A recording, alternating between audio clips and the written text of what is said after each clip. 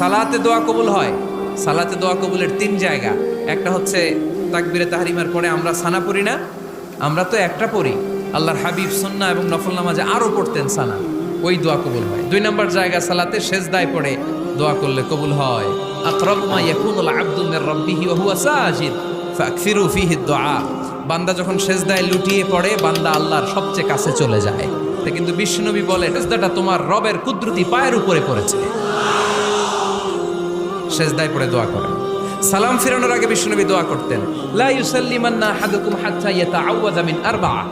আল্লাহর হাবিব বললেন, চার জিনিস থেকে পানাহ না আছে আমার কোন উম্মত যেন সালাম না ফিরায়। তারা যেন পড়ে, আল্লাহুম্মা ইন্নী আউযু বিকা মিন আযাবিল কবর, আউযু বিকা মিন আযাবি জাহান্নাম, আউযু বিকা মিন ফিতনাতিল মাহইয়া ওয়াল মামাত, আউযু বিকা মিন ফিতনাতিল মাসিহিদ দাজ্জাল।